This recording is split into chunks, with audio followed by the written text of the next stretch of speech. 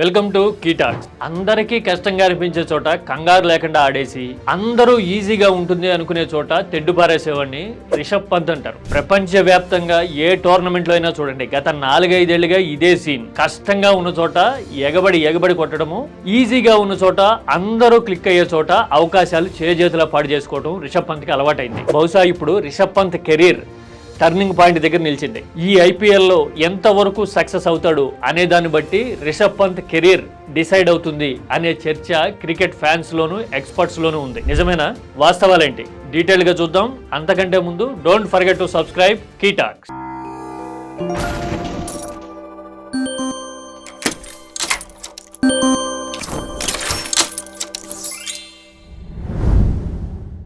రిషబ్ పంత్ ఒక 6-7 ఏళ్ల కిందట సెన్సేషన్ లాగా ఇంటర్నేషనల్ క్రికెట్ లోకి వచ్చిన ప్లేయర్.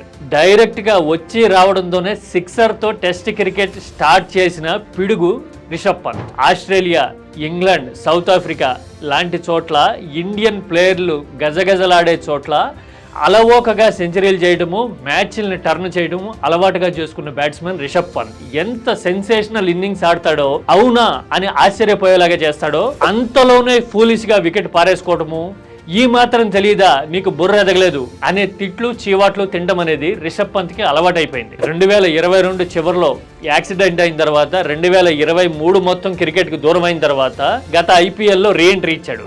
ఇచ్చిన తర్వాత మెచ్యూరిటీ వస్తుందని, ఆ తర్వాత ప్రతి ఆపర్చునిటీని ఒడిసి పట్టుకుంటాడని అనుకున్నారు చాలా మంది. అలాంటి మెచ్యూరిటీ ఎంతవరకు వచ్చిందో డిస్ప్లే చేసే ముందే మారిన ఈక్వేషన్స్, కొత్తగా వచ్చిన కోచ్, తర్వాత ఇప్పుడు తెర మీదకి వస్తున్న competition, left and right combinations Rishabh Pant ముందు కొత్త ప్రశ్నల్ని నిలబెట్టినాయి. దీనికి తోడు ఐపీఎల్ ఆక్షన్ లో అత్యధిక ధరకు అమ్ముడుపోయిన ప్లేయర్ గా రికార్డు సృష్టించడం ఇంకొక సవాల్ అయిపోయింది. ఎందుకంటే ఐపీఎల్లో ఇప్పటి వరకు అత్యధిక రేటు పలిగిన ప్లేయర్ ఎవరో కూడా అంచనాలను అందుకున్న దాఖలా దాదాపుగా లేదు. అదేంటి, పాజిటివ్ గా చూడాలి కదా, రిషబ్ పంత్ చరిత్ర తిరగ రాస్తాడేమో అని రాయొచ్చు. రాసి తీరాల్సిన పరిస్థితి ఇప్పుడుంది. ఎందుకు అంటే, ఒకవేళ అలా చరిత్ర తిరగ రాయకపోతే గనక, అంచనాలను అందుకోకపోతే గనక Rishabh Pant career downwards వెళ్ళిపోయే అవకాశం కనిపిస్తా ఉంది. ఎందుకు అంటే, టెస్టుల్లో రిషబ్ పంత్ కి ఇప్పటి వరకు ఢోకా లేదు. బహుశా రేపు జూన్లో ఇంగ్లాండ్లో జరిగే టోర్నమెంట్లో కూడా రిషబ్ను దాటి టీమిండియా ఆలోచించే అవకాశాలు లేవు. అది సరే, కానీ వన్డేలు, టీ20ల విషయంలో రిషబ్ పంత్కి ఆల్రెడీ డేంజర్ బెల్స్ మోగుతూ ఉన్నాయి. ఛాంపియన్స్ ట్రోఫీలో అక్షర్ పటేల్ని ప్రమోట్ చేసిన గౌతమ్ గంభీర్ రిషబ్ పంత్ని టాక్టికల్ గా పక్కన పెట్టాడు.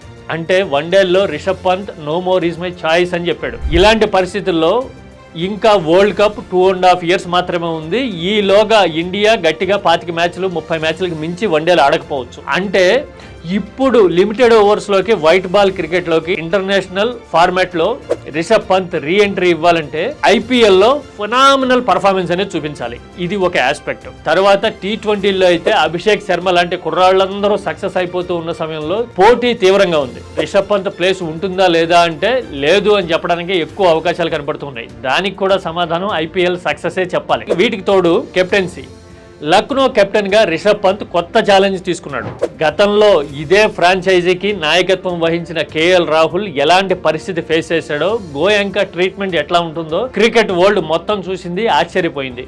ఇప్పుడు అలాంటి మేనేజ్మెంట్ తో రిషబ్ పంత్ ఆడుతూ ఉన్నాడు. సిల్లీ మిస్టేక్స్ చేస్తాడని, మొత్తం ప్రెజర్ అంతా తన మీదకే తీసుకుంటాడని, అనవసరమైన తప్పిదాలు చేసి ఆపర్చునిటీ పోగొట్టుకుంటాడని, ఢిల్లీకి ఇట్లాగే 2 ప్లే ఆఫ్ మ్యాచ్ల్లో రిషబ్ పంత్ 2 నిర్ణయాల వల్లే విన్నర్ అయ్యే అవకాశం కోల్పోయిందని 2-3 ఏళ్ల కిందట చాలా తీవ్రమైన చర్చ జరిగింది. అంటే ఇప్పుడు ఇలాంటి సిల్లీ మిస్టేక్స్ చేసి వాటి నుంచి నేర్చుకునే అవకాశం రిషబ్ పంత్ ముందు లేదు. ఇక ప్రతి బాల్ క్లైమాక్సే, ప్రతి సీన్ క్లైమాక్సే అన్న పరిస్థితి రిషబ్ పంత్ ఫేస్ చేస్తూ ఉన్నాడు. ఈ ఛాలెంజ్ ని గనక రిషబ్ పంత్ దాటగలిగితే బహుశా ఇండియన్ క్రికెట్ లో నెక్స్ట్ బిగ్ థింగ్స్ అనగలిగిన 2-3 ప్లేయర్స్ లో పంత్ డెఫినెట్ గా ఉంటాడు. టెస్ట్ క్రికెట్ టీమ్ కి కెప్టెన్ గా కూడా రిషబ్ పంత్ ని ఊహించే అవకాశాలు ఉంటాయి. ఒకవేళ అంచనాలు అందుకోకపోతే మాత్రం ఎలాంటి స్ట్రగుల్ ఫేస్ చేస్తాడు అనేది చెప్పడం కష్టం.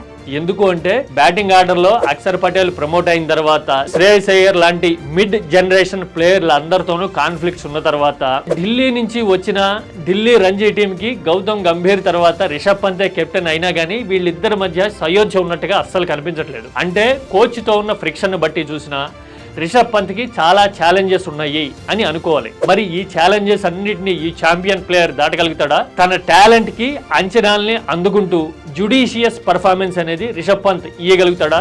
ఐపీఎల్ లో ఏం చూడబోతున్నాం? మీ కామెంట్ ని పోస్ట్ చేయండి. Don't forget to subscribe Key talks.